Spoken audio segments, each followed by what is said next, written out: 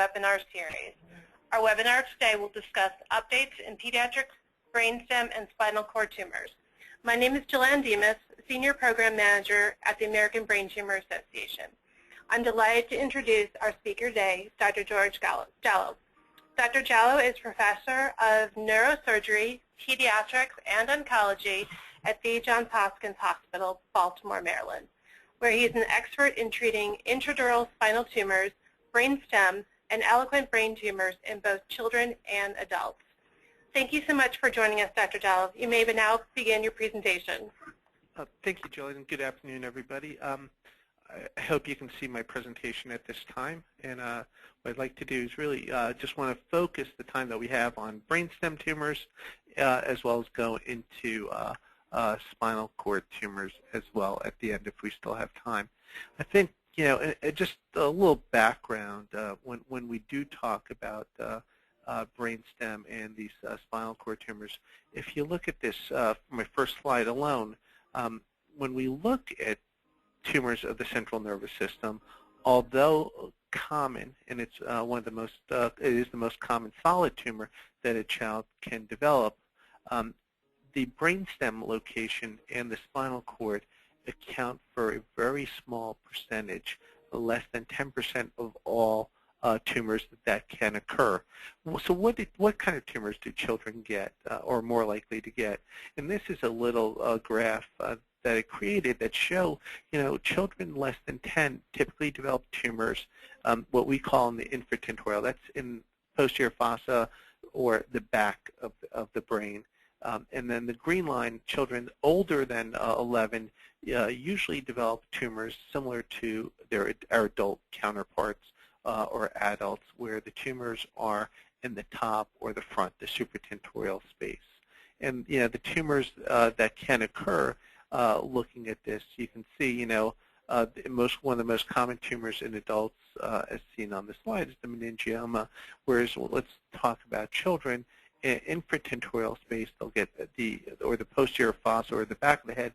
The most common tumors are the epidemoma, the astrocytomas, with the grade 1 being the most common, and then the medulloblastoma and or the PNET, depending upon the category. Brainstem tumors, that's where we're going to see them typically in children less than or 11 or 12, as seen in this illustration. So we're, you know, again, you know, I'm using terms infratentorial, posterior fossa. This is a illustration of where the posterior fossa is, as it's highlighted in this on the far right here. And the most common tumors that we spoke about were the astrocytoma, the epidemoma, the medulloblastoma, the PNET, and the brainstem glioma. This is the supratentorial space. This is where suprasellar or optic nerve tumors are, and then this is the pineal region. But we're just going to mainly focus in the posterior fossa, infratentorial space, and the brainstem. This is from one of our anatomy textbooks that breaks the brain up. And when we're talking about the brainstem, it's this area right here, this part of the entire brain. If you look at it, it's maybe it comprises a fifth of the whole brain itself. This is the brain, this is the cerebellum, and the brainstem, which is composed of 3 elements: the midbrain, the pons, and the medulla, and then the spinal cord is what I'm going to focus the discussion on. And when I look at this, tumors can arise, and this, I apologize, but this image is flipped 180 degrees from the other anatomical illustration earlier. And this is the brainstem, and these are the tumors that can arise. And there are many different types that can arise just based on the location as well as the characteristics of the tumor inside the midbrain, the pons, or the medulla. So as I said, you know, this brainstem is comprised of 3 areas: the midbrain, pons, medulla. It's the smallest part of the brain, and as earlier said, it's about the fifth of the volume of the entire brain, and it measures maybe 6 centimeters, so it measures about 3 inches by about 2 inches wide. So it's a very small area, and nothing really, it's not responsible for initiating speaking, initiating movement, or personality, memory, or any functions, but it's actually a highly complex neural circuitry. And what does that mean? It means it's probably, if we talk about it in a real estate value, it's probably got the highest real estate value of any part of the brain, because everything needs to come through there, even from other parts of the brain that the other parts may initiate the movement, but they somehow have to cross through this area and go to the target that they're responsible for. And in one fashion or the other, the brainstem will tweak it in one direction or fine-tune it in another direction. So in a sense, there's most things may start elsewhere, but they have to come through here. So it's like it's high real estate value, or in train station language, it's a hub. So everything must come through there before it goes out to someplace else. Now, I showed this earlier, and what I wanted to show you more importantly is that when we talk about these brainstem tumors, as I said, about 10% are going to be in the brainstem and the spinal cord. The majority of which are going to occur in the pons. 80% occur in the pons. And in North America alone, there's probably about 150 to 200 tumors that originate in the brainstem or the pons. The midbrain and the medulla account for the remaining 20%. And most of these are going to occur, as we said earlier, before 11 or 12 years of age. And there's no predilection whether it's going to be boys or girls. So, what do we know about these brainstem tumors from the surgical perspective? And these were pioneering neurosurgeons, neurologists in the early 1900s who were just developing medicine and getting an understanding of neurosurgery as a field. And what we will say is that that as early in 1930, when neurosurgery was we were just starting to understand about neurosurgery and neurology. What some surgeons said was that until we develop other treatments, that surgery for tumors in the brainstem are hopeless problems, and that we need to treat these some other way. And regardless of what the tumor may be, there was a push. Maybe if we know what the tumor was, if it's a low-grade tumor rather than a high-grade tumor, that it will change the prognosis for these children. But even as in the 1970s, just the location of itself obviates any possibility of surgical removal. And regardless of what the histology of that tumor may be, it should be considered a malignant or aggressive tumor, because the location itself obviates us from, or precludes us from, trying to successfully remove it. And clearly, there's no distinction between the different parts of the brainstem. So we definitely did not have an understanding about these tumors. And this is an MRI scan, and we'll talk about that shortly. But what I will tell you is that if we look at these all these are axial MRI scans, the best modality that we have for a brainstem tumor. And I can tell you that this tumor, although is in the same place as this tumor, they're very different tumors. This tumor is similar to this one in the way it lights up with a cyst here, but it's in a different location. This is in the midbrain, this is in the pons, and then this tumor and this tumor are in the same location, but this is a different tumor than that. And what happened is, before MRI, really couldn't classify these. We really couldn't separate that these 4 tumors were all very different. They're different entities and can be managed in different methods that we understand today. So even though surgery was recommended in 1968, CTs weren't around until 1978. But it wasn't until the advent of MRIs in the 1990s, although 1985 was when one of the first MRIs was done. It wasn't until 1990 that we had a good understanding, because we weren't sure what we were really looking for at MRIs. And now we are able to define the tumor based upon the way it looks on the MRI, based upon its location and the signal characteristics that it is on MRI. And then this is very important because it tells us, looking at these classification schemes as early as 1985, we found out that there were 3 different types of tumors that can occur. And as late as 1999, we classified them as 4 different types.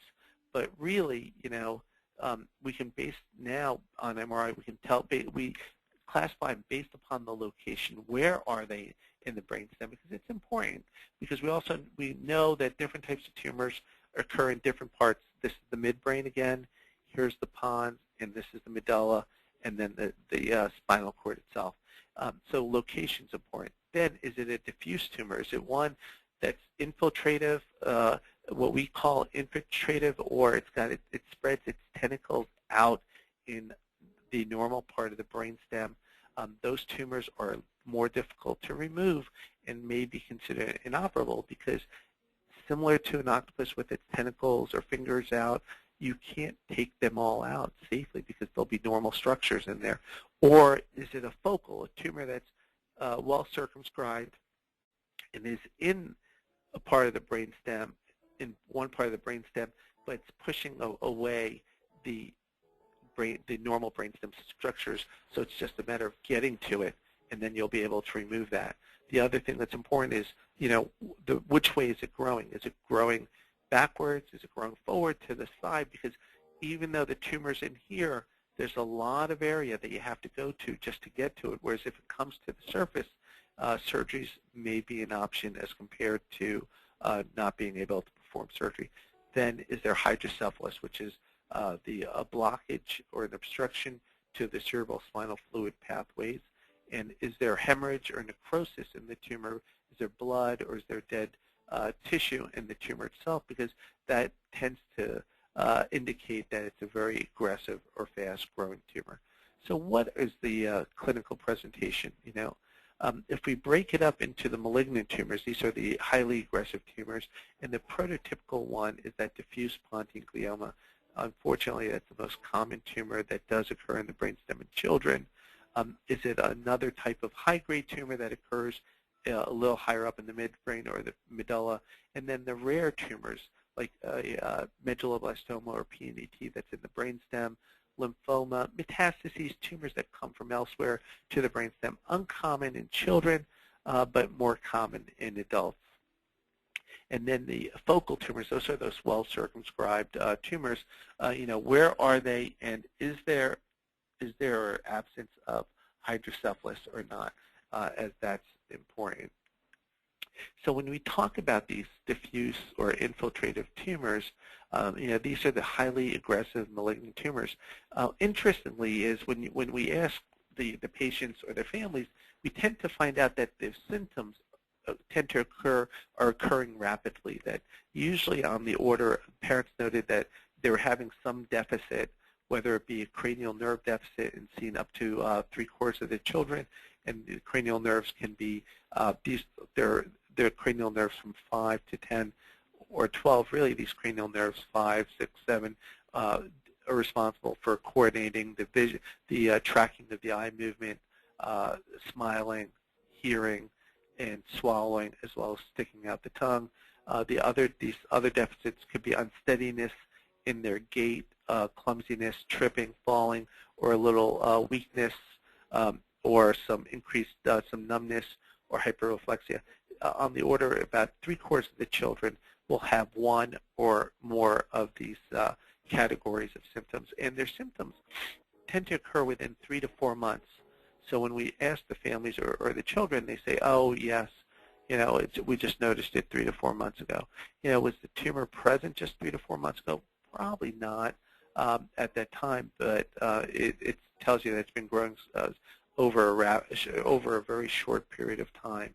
Now, hydrocephalus, which is the obstruction of the cerebral spinal fluid, is uncommon with these aggressive tumors, but more common with the slow-growing tumors, because these children tend not to have as many symptoms but then present with the headaches and vomiting because the tumor is so slow growing that they've compensated with the weakness or other deficits, but they present with headaches and vomiting because the tumor's gotten too large that it's obstructing the fluid pathways and causing a hydrocephalic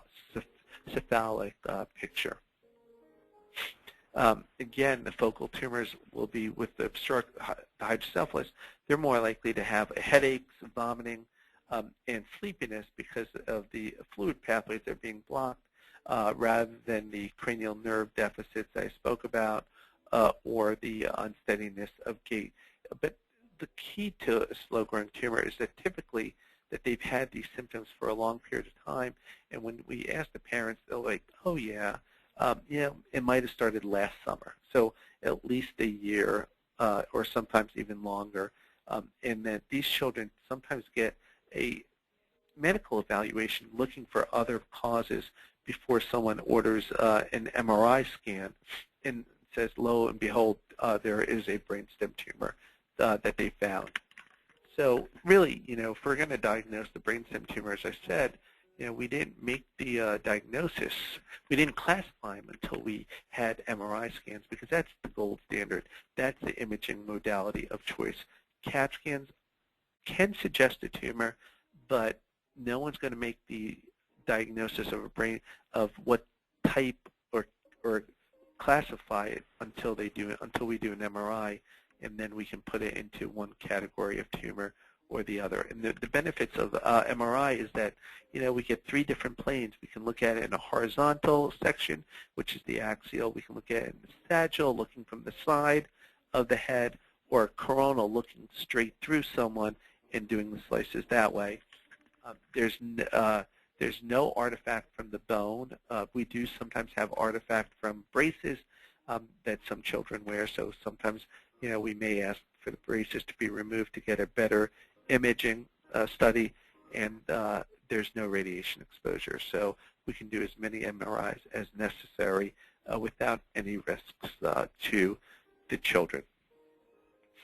So, what do these, what do these tumors look like? That, as a physician, is important to us, as well as to you as a family, is really, want to know: is it a malignant tumor?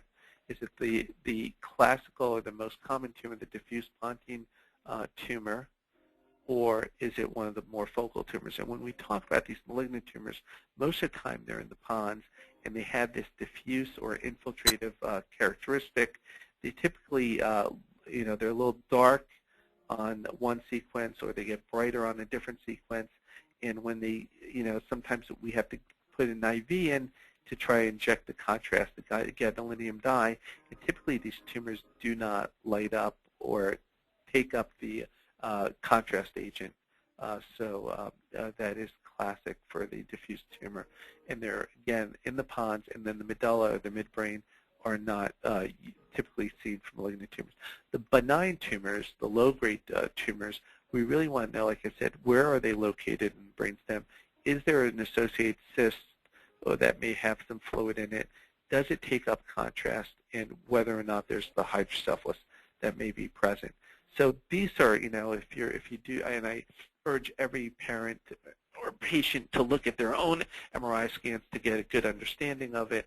So when you speak to your physician, you would have at least looked at them before and be aware of what they may be discussing with you. This is the prototypical diffuse tumor. This is a sagittal scan. The nose is here, top of the head, the back of the head, and the feet are down here. This is the midbrain. This is the pons.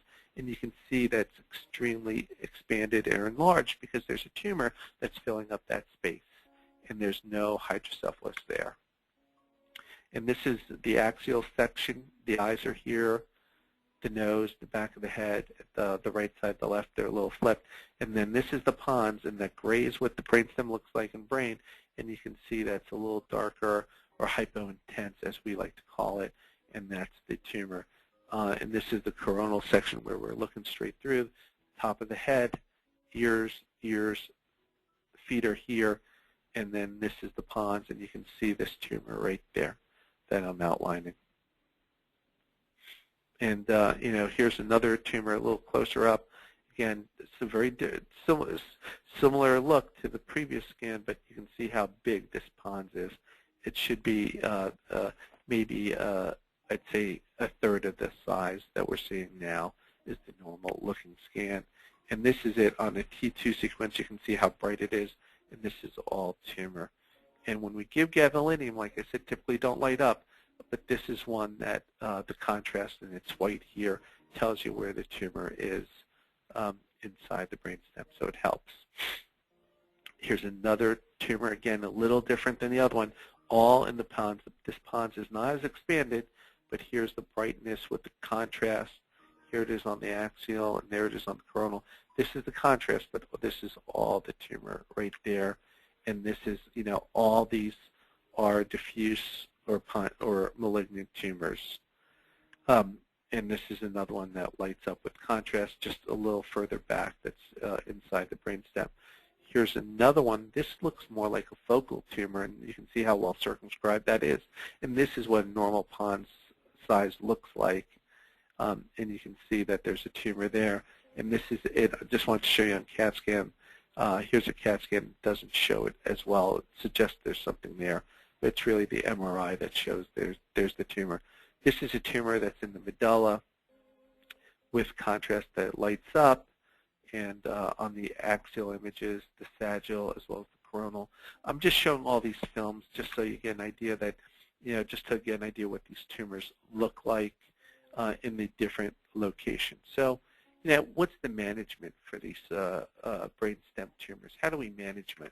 First of all, the most urgent thing that needs to be, one, it's not an emergency unless there's hydrocephalus. If there's hydrocephalus, that's the obstruction of fluid, that needs to be taken care of urgently because that's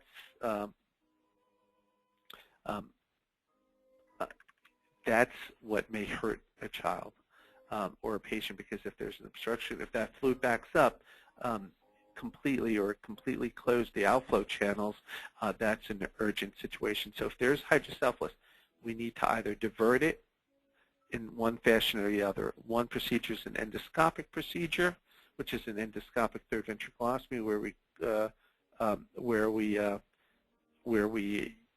divert the fluid internally, or a VP shunt, and that diverts the fluid from inside underneath the skin through a little tube, and the end of that tube is either in the abdomen or someplace else. Now, for the diffuse, those tumors that are infiltrative, that have tentacles that are spread out, and then there's the benign tumors. Now, I'll get to diffuse tumors in a little bit, but for benign tumors, the options are, there are some surgical options. One could be just observe it and see if it grows or there are progressive symptoms, then something is warranted. And what is that? That could be a biopsy to figure out truly, indeed, what is the name, what is the histology of that tumor, what is it, and then we can treat it with either radiation or chemotherapy, depending upon what we think that tumor is going to respond to, or we can try to go in there and try to take out all of it or as much of it as safely as possible. But what are those risks and the benefits to that individual person if we do that? And what is the technology available to us? For the malignant brainstem tumors, and this is just a slide in itself, is really right now we make the diagnosis based on the MRI characteristics.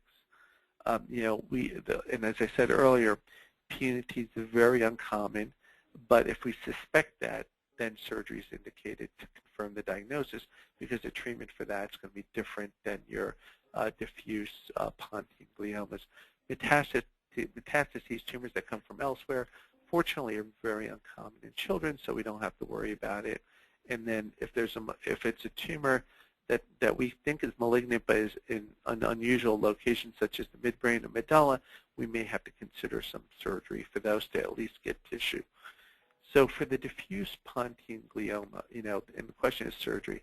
If it has the characteristic features on the MRI, as I showed earlier, with the clinical history, short duration of symptoms, as well as the time and the presentation, the question is a biopsy. What we do know in the, in the neurosurgical literature in the 90s, we found that when we were operating on these, that there was no benefit from surgery and that we actually were hurting the children. So we did not recommend biopsying or operating on these tumors because it was not going to change what we were going to recommend, the radiation and the chemotherapy agents. And we'll talk about the future for that. So really, for these diffuse Pontine tumors or these diffuse infiltrative tumors elsewhere in the brainstem, there's really no current role for surgery because we're not able to remove, we cannot safely remove a large portion of the tumor. And regardless what we found with the histology, whether it's an aggressive grade 4 astrocytoma or a grade 2 astrocytoma, there's, the overall survival or the prognosis was not different. And the standard of therapy right now is radiation therapy. And we've tried conventional therapy that we're giving, proton beam. We've tried conformal or hyperfractal, giving radiation twice a day for 6 weeks, doubling the dosage. So really the standard right now is giving conventional therapy in 30 fractions over 6 weeks, once a day, and giving, we gave twice daily doses and almost doubled the, increased it by 1.5 times the total radiation. And what we found was that there's no improvement by giving more radiation for these tumors. We also then implanted some radioactive pellets inside the brainstem, and there was really no overall survival. Looking at chemotherapy, we tried everything for these diffuse brainstem tumors, and we have new open protocols. We have yet to find the proven protocol. With that said, I still think we should recommend chemotherapy for these tumors, but there's not one that I can say, oh, there's one here in Baltimore that's better than anything else. That's not true. We do have some open protocols here that are different than elsewhere, but they're still no better than the other protocols in the United States. And these protocols, we've given single agents, single chemotherapy drugs. We've given as many as 6 to 8 drugs in combination. We've also done harvesting and wiped out the white cells in hopes the immune system in hopes of treating these tumors. And if you look at the this table, and just the bottom line is there's been no difference. Even if you look at, even with the radiation, there's not been one that's been proven to be more effective than the other for these diffuse tumors. So currently, I think I would recommend for these diffuse Pontine tumors, we have national organizations that are in a consortium and that most of the centers belong to, and are recommending for across the board. So at least we're all sharing the best, what we may consider the best treatment for these diffuse tumors. Now, for these focal brainstem tumors, the ones that we can consider surgery for, I think what's important that we need to know is, where are they in the brainstem and what are the risks?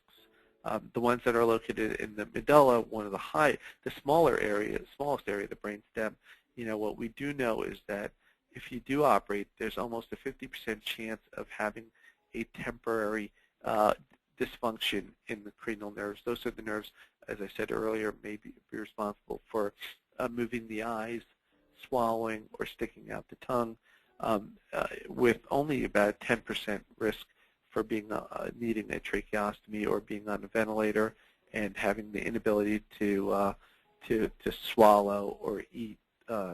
So I think you need to weigh those risks when considering surgery for a focal tumor, especially the ones in the medulla.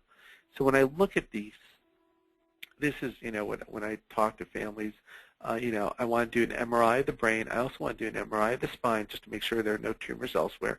And it's uncommon to see a tumor elsewhere when you have a brainstem tumor. If you have a spine tumor, you have a spine tumor, and you don't typically have it go elsewhere.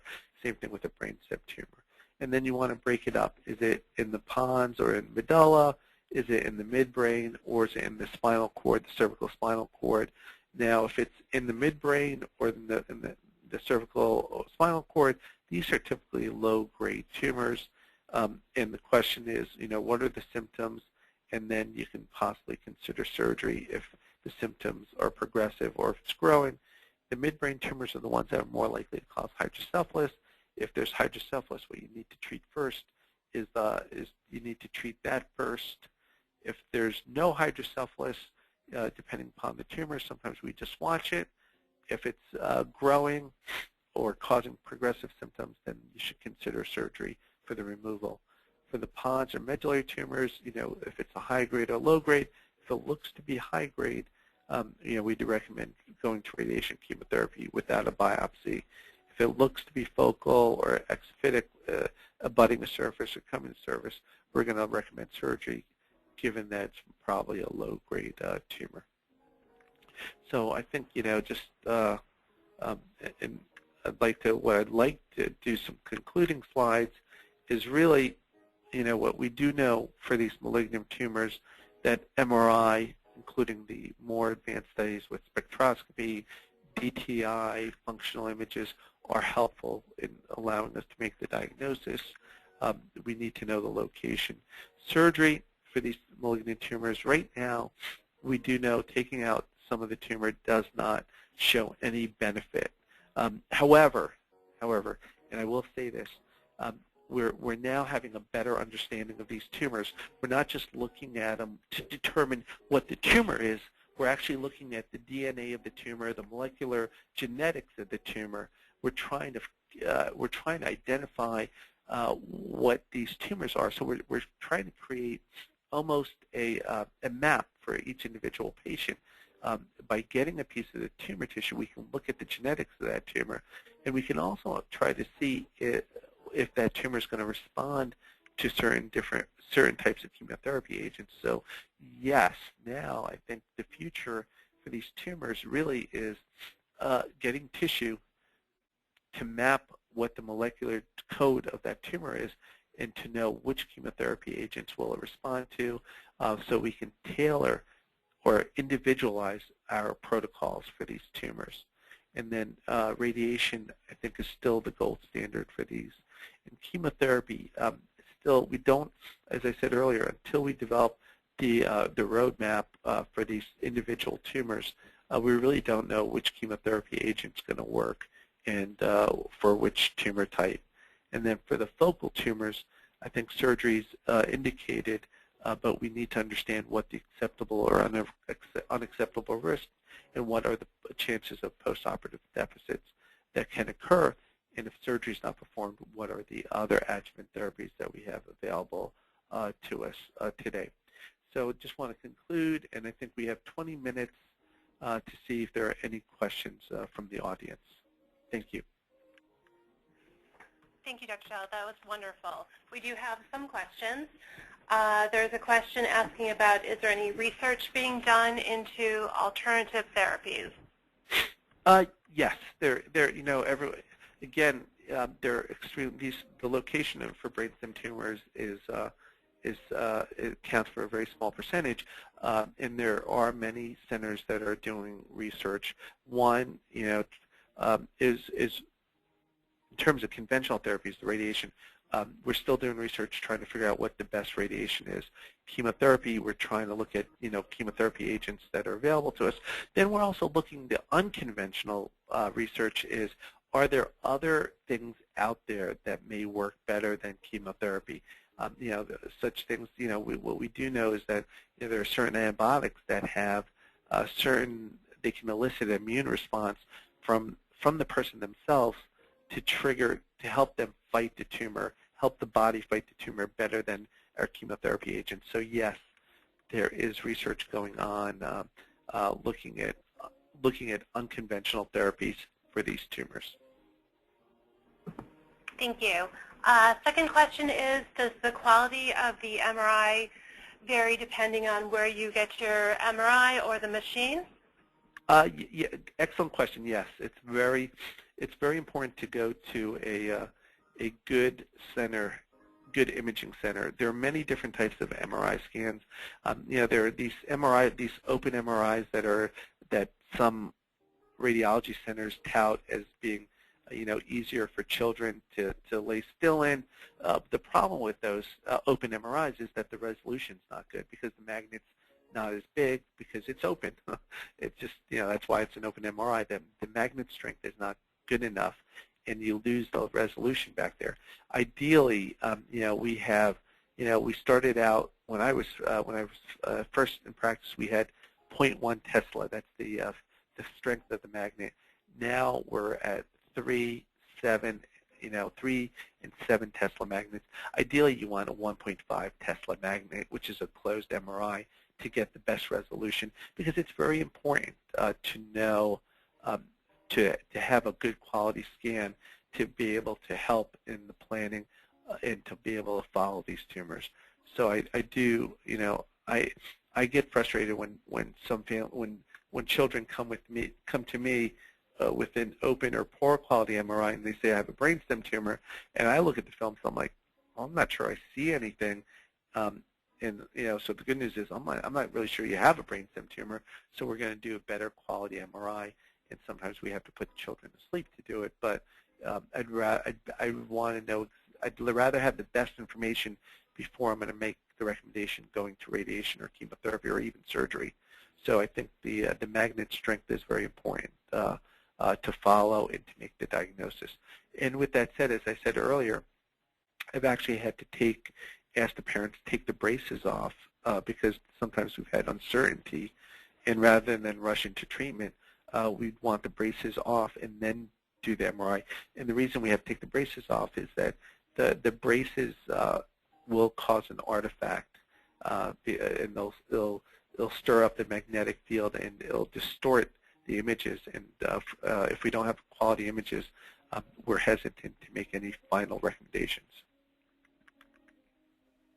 We have several questions that are asking about what is new, what research is in the pipeline in regards to brainstem gliomas.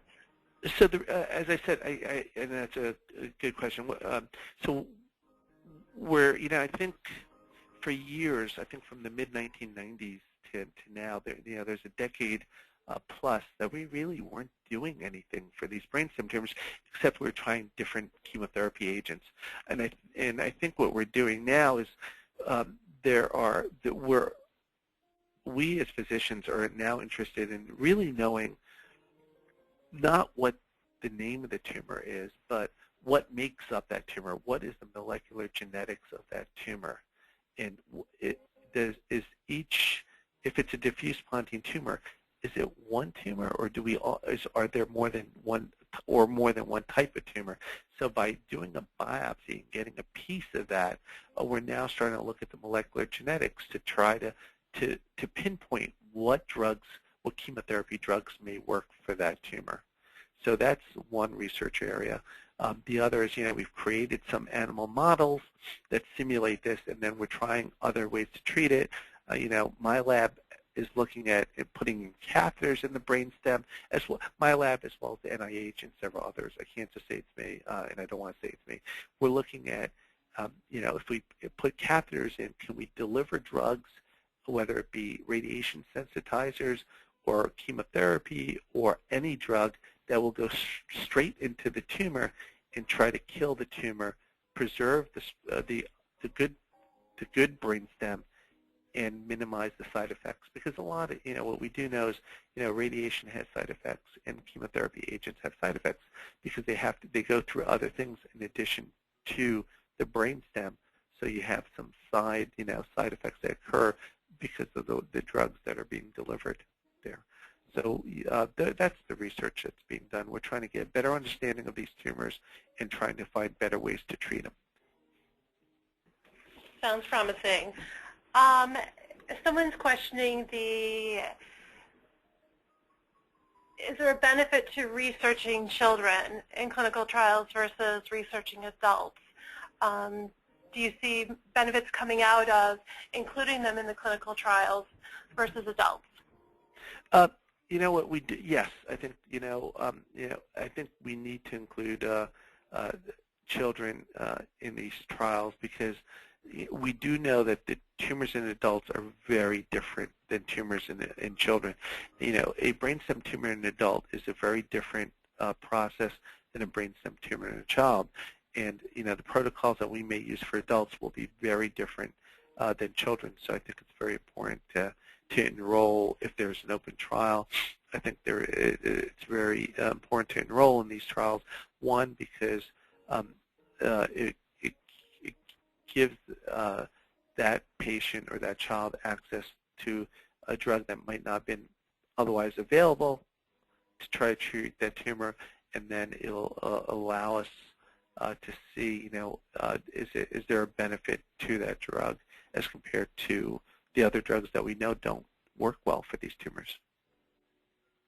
Perfect. I just want to remind the participants, too, that if they're looking for a clinical trial, American Brain Tumor Association has clinical trial specialists who can do a search for you. So if you want to call our care line at 800-886-2282 or email us at abtacares@abta.org, we would be glad to connect you to one of our specialists, and you could see if there's any open trials that would work for your child. Another question, have you ever seen a brainstem tumor reduce in size over time without treatment? Yes, I have, but I wasn't sure that was a tumor. Does that make, hopefully that makes sense. I've seen a tumor in the brain. I've seen lesions, let's not call them tumors, in the brainstem, and then over time they've gotten smaller or gone away.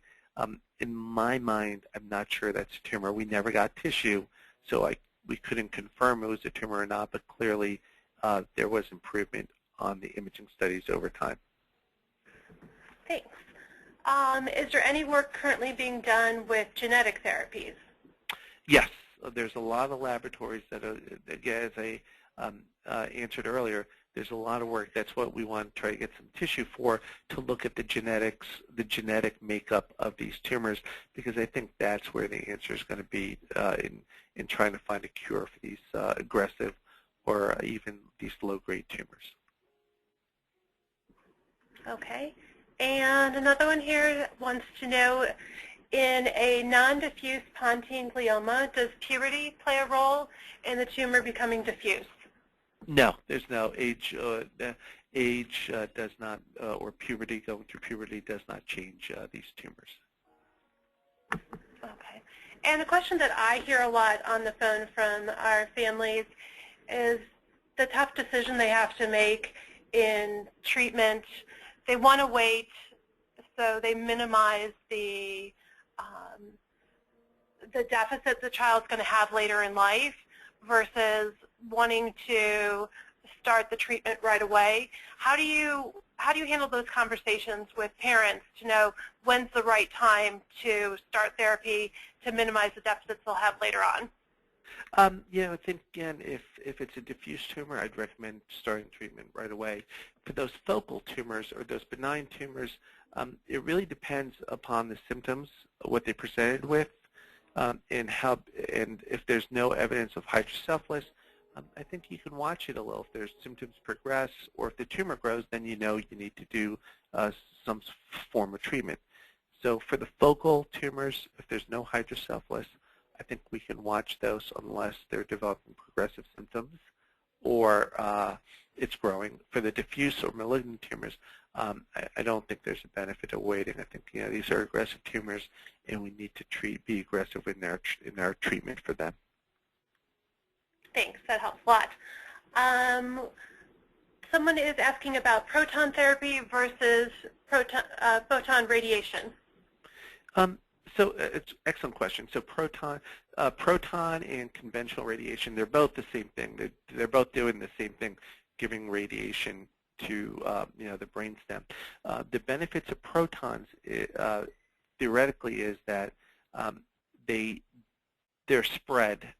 So as you give radiation, it's from a source that's out, in the room. It has to go through, it has to go either through the face, through the mouth, through the side, from the ears, or from the back of the head to that brainstem.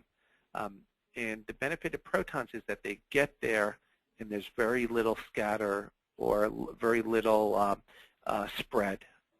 So the advantage is it's a little more focused, and the drop-off is faster, so there's no spread of radiation to those other structures. So in certain areas, it's very important, because if you have a vital structure next to the area that you're treating, you want to make sure that the beam's either focused beam or protons, because it's going to not affect the normal structure. Now, with that said, I think it's important for focal tumors to be as focused as possible, but for the diffuse tumors, actually you want some spread. You really want a little extra radiation to go out, because we know these tumors spread their tentacles. Even though we don't see it on the MRI, eventually they're going to be up there, so you actually want a little spread. So protons are beneficial for tumors, focal tumors that you don't want to injure the surrounding structures, whereas the diffuse tumors, you want a little spread, so you can get a little extra radiation there. Interesting, thanks. A question about brainstem tumor being stable for years and years and then growing. Do you know what would cause this progression? No, we really don't understand that. I mean, that's one of the things, we're looking at the genetics of these tumors, what makes them grow, what makes them stay quiet, why. It's not, as I said answered earlier, it's not puberty. Something about it gets that clock to make it grow a little, but, it may stop. It's not like a clock that's constantly turning that's going to keep growing, and it just may grow a little, stop, and then may not grow for months or years, and then grow again. It's hard to predict how they're going to behave, and that's why we recommend frequent MRIs and make sure we get serial MRIs and imaging studies so we can follow them. Okay, next we have a two-part question. Do you know of any case of a child with a brainstem diffuse glioma that's made it to adult age? And if so, what are the chances that that glioma would change its behavior to a more aggressive type of tumor? So unfortunately, I've never seen a tumor that, a diffuse tumor that has made it into adult age. And I think it's just the nature of that tumor. So I'm not familiar with that. Okay, thank you. Looks like that's the end of our questions, and we just want to thank you so much, Dr. Dello, for joining us and answering all our questions. We appreciate it. Thank you so much. Okay, we invite you to continue to check back at our website, www.abta.org, for other brain tumor-related topics in our webinar series. Our next webinar is Thursday, September 26th, from 2 to 3 p.m. We'll discuss advanced care planning and making family decisions. To be presented by Dr. Lynn Taylor, Director, Palliative Care Services, and Neuro-Oncologist at Tufts Medical Center. This concludes our webinar. Thank you for joining us, and please be sure to complete the feedback survey you'll receive shortly following the session. You may now disconnect.